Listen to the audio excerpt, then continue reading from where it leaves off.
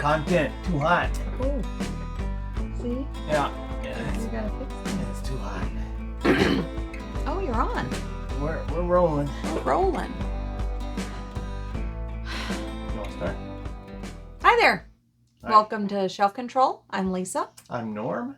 And today we're going to talk about Sentinels of the Multiverse. Sentinels of the Multiverse.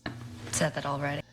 This is an older game, 2011, I think. I think this upgraded set came out in 2011. I think the other one might have been 2010. I got a copy of that as well, but this is the more deluxeified version. It actually comes with counters to help you keep track of stuff. So we're not going to be doing a playthrough of this. We'll just do a review, a brief description of the game. Here we can reveal more of you. We don't need to keep you hidden back there.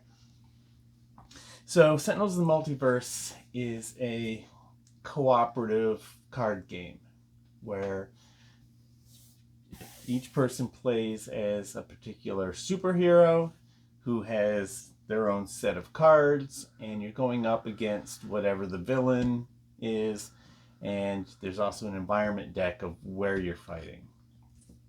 And so the rules are very simple. The first action is taken by the villain. You said that was hot.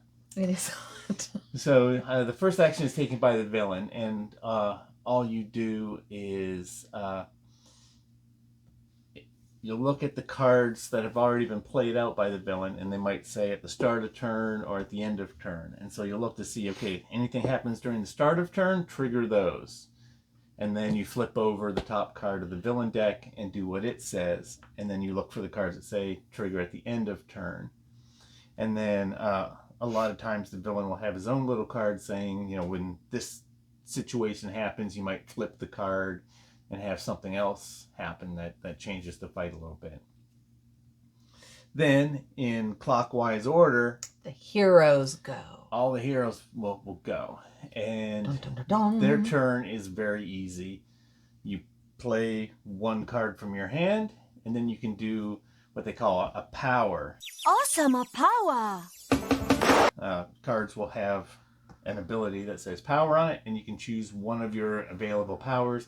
Do that one power, then you draw a card, and your turn is over, and it goes to the next person. Then And after then all once the heroes, they're done, you have the environment phase. so the environment deck plays out a lot like the villain deck. It's just a little bit different. It'll be things that could be possibly bad for the villain as well. I think we were playing one with the Velociraptors. The Velociraptor. It's like the Jurassic or prehistoric or... Yeah, and they would target whoever had the lowest hit points, and it didn't specify heroes or villains. So if it was a villain henchman or something with low HP, those Velociraptors would attack it, and it would actually help us a little bit until all the weak guys were gone, and then it would start coming for us. So It could add +1s to all attacks, and that's villains and heroes. So it's all different things. Some will trigger with certain scenarios and trigger your equipment that's out or anything like that. So all different kind of scenarios. yeah, and some like the case of the Velociraptors, as a hero, you could attack the Velociraptors and do a certain amount of damage and take them out. Where other environment effects, you might have to skip your turn. One of your heroes has to skip a turn in order to get it to go away, or discard 2 cards to get it to go away. Or discard one of your equipments that you've having to play to get rid of it. So different ways to get rid of that environment. And then it just goes on again. It goes back to the villain, heroes, environment, villain, heroes. And it's always play a card, do a power. And the villain will have a certain amount of health, certain criteria for defeat, and your goal is to defeat that villain before all the heroes become exhausted. If a hero does get knocked out, you flip their card over, and they don't use the cards in their deck anymore, but they have a power on the back that kind of signifies like the fact that their defeat has bolstered the rest of the group. But it's a weak ability, but it gives you something to do while you're watching the rest of your teammate try to take out the villain that just beat you up. Yeah. So there's lots of expansions for this. We have I have one small expansion and a couple promo cards in here, and then we have the Rook City and Infernal Relics, and we have the Vengeance expansion here. But I've played with these two. As you can see, this one's still in shrink, hasn't been opened yet. It's mint, definitely. Back when we first got this, and I play this with my gaming group some, but early on with our relationship, I was like, hey, let's give this a try. It's a co-op game, and we tried it, and it bounced off. Yeah, it was early on, I think, and I had no interest in playing it. And so now with our channel and checking to see which games are going to stay and are going to go, we were like, you know what? The Great Western Trail was one that was like okay at first, and then when we played it again, we loved it. And if you haven't seen our video on that, please check that out, because that was one that was initially lukewarm but has become hot. So we were like, like my coffee. So let's give Sentinels of the Multiverse a try, and so we set up a little scenario and started playing through it. And what did you think? And still hated it. It still bounced pretty hard. It's not good. We didn't enjoy it. I'm not going to down anybody's game. But it still seems bad. Someone created this, put the effort into it. It's not for me. It's not at all for me. Too much to keep up with. Norm said it perfectly. You need a spreadsheet just to keep up with all the damage, the cards, the pluses, the minuses, and it's just too much. They've got these tokens that they came out with that you can place out in front of you to help keep track of your statuses. You know, damage dealt +1, damage taken -1, things like that. And so it's because you've got so many cards that you play out that just will modify things. Yeah, we were playing a card. His hero allowed me to get a +1 like all the time, and then +1 until his next action. So that was a +2, but if he didn't do that action, then that 1 +1 was taken away, and I was able to add +2 to all of my, what were they? What were my attacks? They were the projectile attacks. A certain kind so I could do a damage. +2, and then I could do a +1 to 3 different things, but then this other card allowed me to have a +5 to that +1 to 3 different things. And it was just so much. The more cards you played, you had to keep up with all of these different things, and it took a good few minutes for us to figure out each attack that I made. How much was I actually hitting the villain for? And that was just, it was not enjoyable for me. And halfway through the scenario, at the very beginning, I remember saying, I am this guy's nemesis, so we both deal an extra point of damage to each other. Totally forgot that immediately after saying that until halfway through, and it's like, oh, he should have been doing more damage to me, I should have been doing more damage to him. And it was a moot point at that. I guess we just continue on like we're not nemesis. Okay, dude, you're not my nemesis. So, frenemies. So, we just... At that point, I was like almost ready to be like, let's not even finish. Let's just stop playing. But no, we finished the game. We finished it, and as soon as we were done, I was like, all right, if he wants to give it another go, I'll try again. And he was like, okay, I don't want to play this again. And I was like, thank you. And so we didn't. We put it away, and I think we went to Great Western Trail. So it just was not for us. Yeah, so there's a few things that I didn't find enjoyable with this. Number one, like she was saying, the just the spreadsheet, the upkeep of trying to be like, okay, if I deal damage to this, I get this much plus. If I get hit by this, I take this much. But then if it's he had a card out that would redirect certain types of damage if it was fire or ice or one of the elementals, not projectile, thank goodness, but it would redirect to someone. All the cards of, okay, which of these trigger at the start, which of these trigger at the end, which of these have an ongoing that we need to remember when we're doing something, because it's like, oh yeah, it's +1 damage for this, but then if we don't kill this, then we can't damage that. And there's so many things to keep track of that it really took us out of the experience, while having the limitation of just playing one card from your hand and picking one of your powers that you have out on the board was very, very limiting. And I was a badass hero, and I didn't enjoy playing her. No, I had a card that, okay, I could play this out, and now I can pick an additional power. So it was like, okay, now I can do 2 powers a turn, but it really didn't feel like I was doing anything superhero-y. I need to feel excited. I need to feel inspired. I need to just feel. It was all just, okay, this power does X amount of damage. This power gives everybody plus X amount of damage. So I guess I'll do the one that gives a plus, do 2 damage, which becomes 3, and I'll put it on that thing. And there was nothing that made me feel like a superhero. I need that feeling. And then after I pick my power, then I have to become an accountant and calculate everything to figure out, okay, how much damage was actually done. Could I attack that thing? And It was not enjoyable.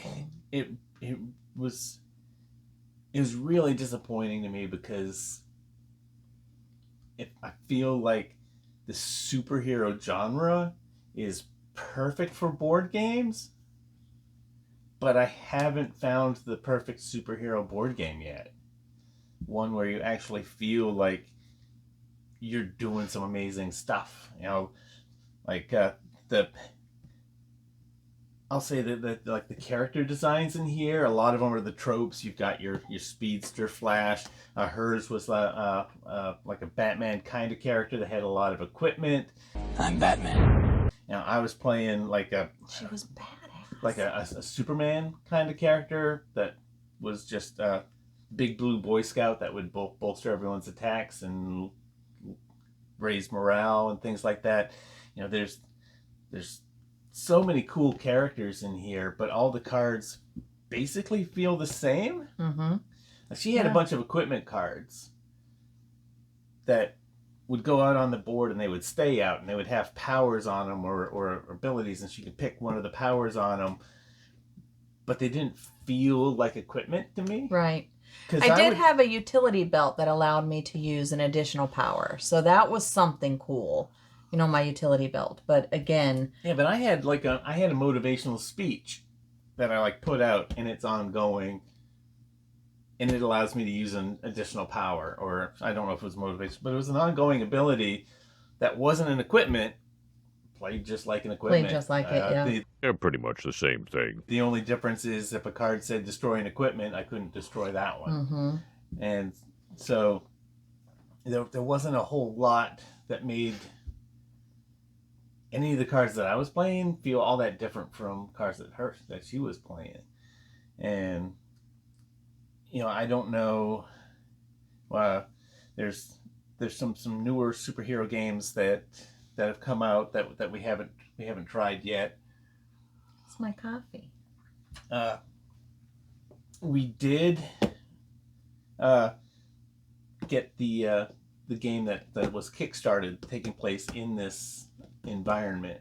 That Is that the Defenders? that's the one that plays like Defenders of the Realm. It's these characters, these heroes it's and these, such? It's these heroes. So it's the Multiverse. So it's Sentinels of the Multiverse. Okay. And I so, certainly hope it plays better. I'm hoping that will give a good superhero feeling. That's our longest waiting Kickstarter, I think. It is. It was one that came out right at the start of the whole COVID mess and the whole shipping crisis and all of that.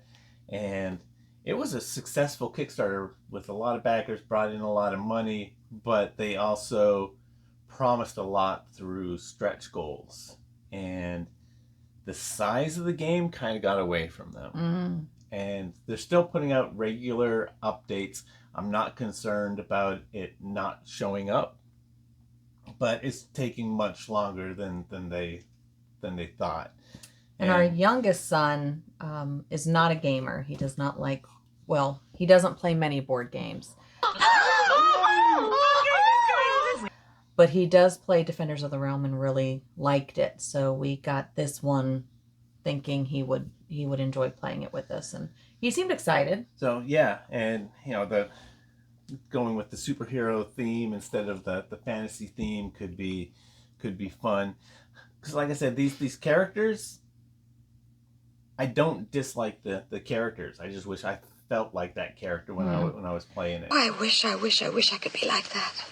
And so hopefully with the Freedom 5 is the name of the game. Hopefully the characters will play differently as you're trying to subdue the villains that are actually moving around the map. That might help some, because in this, there's not really, you're not chasing anybody down or anything. You're just, it feels almost like the old Doomsday versus Superman, when they did the Death of Superman, and that story basically just ended up being Doomsday and Superman standing face to face, exchanging punches. Punch, punch, punch, punch, wedgie! And I was disappointed with that story because I thought they could have done a whole lot more. Superman's more than just a powerful fist. And these are not the hammer. He could have, there could have been so much more to that story than just, I'm going to punch you, now you're going to punch me, I'm going to punch you, and until we both die. And that's what this game feels like. Yeah. It's like,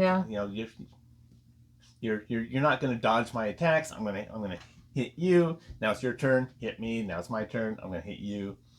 And so, yeah, I don't know if there's much more to say. No, I don't want to gang up on this game, because the people do enjoy this game. And me and my friends back in 2011, we enjoyed it. We played it quite a bit, trying the different heroes out to see how they work. And they do have some little changes. Like the Sub-Zero character, he's constantly changing between like fire and ice, and how his equipment works with things. But yeah, still it didn't hold us long enough that it was a regular thing that we would play. So the ratings, Do we have to? I'll go first. I'll go first, honey. And then you decide what you want to do. Okay. So our rating system, we do a 0 through 7 for the gameplay mechanics, because even though a game might not be for us, we can still recognize when the mechanics are good. And so from that initial 0 to 7, I would give this a 6. It does, the rules work as written. I get what they were going for. It's a very simple rule set. It's not one that's really hard to get your head around. But even with those tokens to help you try to remember stuff, you still leave stuff out, and it's still a chore to figure out the damage and stuff. I think they could have changed things around a little bit to maybe avoid that kind of upkeep and mess. So I'm gonna dock it for that. I'm not gonna dock it because it doesn't feel like a superhero game, because somebody else might think that it feels like a great superhero game. But I'm gonna dock it a point for that upkeep, and maybe a little bit for the limitation of playing a card and using a power, just not feeling strong. But I agree with everything that you said. However, I am going to dock it for me not feeling like it's a superhero game because it's my scoring. So I am giving it a 5. So I think that it's more complicated than it needs to be. Simple mechanics. It's you play a card, you do the action on the card. And so it should be a lot more enjoyable than it is. But the keeping track of everything is too complicated that it takes away from the enjoyment of playing the game. And that's fair. I was toying with giving it a 5 myself, so maybe a 5.5 is more accurate. But going on to the rest of the scoring is like that fun factor, the X factor, that little specialness that makes you want to play a game again. Little something something. And it's a flat 0 for me on that. And so one of the main reasons that kept me from going with rating this as a 5 for mechanics was because I knew with my 0 that would make it a 5. And at least in my head, in my mind, when you get a game that's like rated a 5, that's when you start getting into the is this even a game territory in my head. in my mind. I think you're a little bit more For your, let's just call it moxie. critiquey on that kind of stuff. Yeah, so now I even revisited the Board Game Geek ratings, and they say a 6 is one that is nothing special, but I would play it.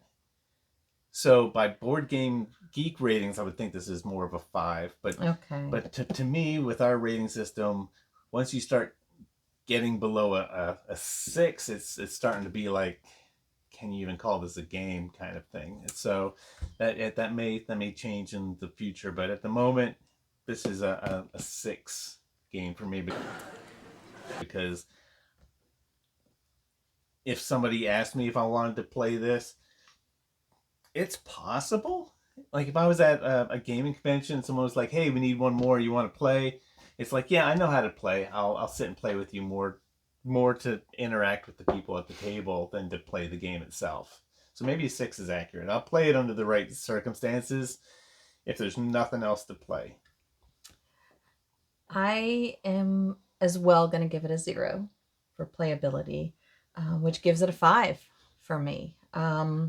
It's not a game for me. So it is a game. Norm and I kind of see differently on that one. I will play games that he will not. Phase 10, 5 crowns. He does it because he has no choice when we play games with his parents. But I enjoy card games where he doesn't as much. It's a 0. So a 5 overall. If we were at a convention and someone needed another player, I still don't see myself playing it. I'd stand behind you and support you playing it. You could go find some other game somewhere else. I'll go play Phase 10 or Crowns.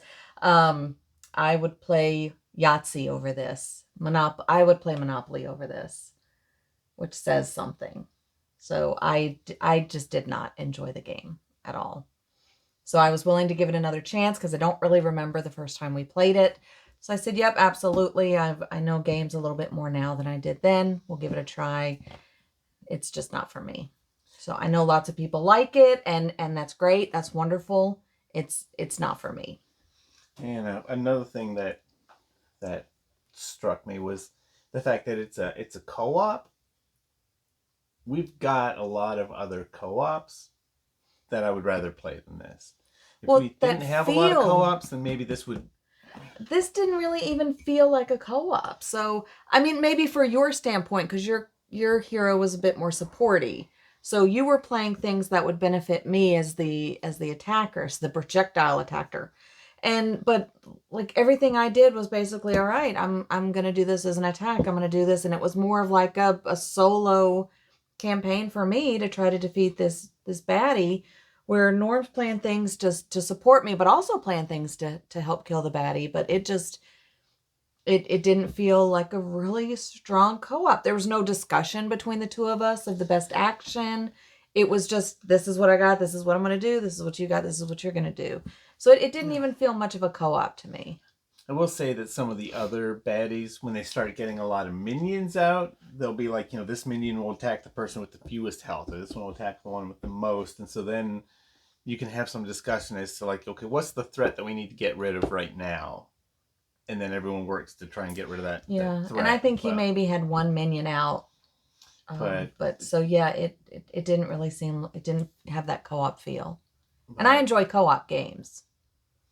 Yeah, we've got good co-op games that we would rather play than this. And this isn't even one that I would. Where's all my coffee? Introduce people. Color evaporation. I don't know, evaporated because it was hot. I wouldn't even use this to introduce a co-op element to a new player. So, I guess it's pretty clear. Crystal. I don't think we keep this. Is it staying on our shelf?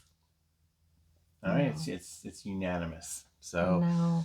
That's 3 boxes off our shelf. Frees up this much space on our shelves. It doesn't free up that much space because there's things that don't have a place on the shelf that can now there's stuff waiting to go on the shelf. Spot. So, and I don't know. I bet Freedom 5 box is bigger than these 3 together. So when that comes, we'll figure that out. Probably so. Okay, we'll figure it out. So, but anyways, Sentinels of the Multiverse.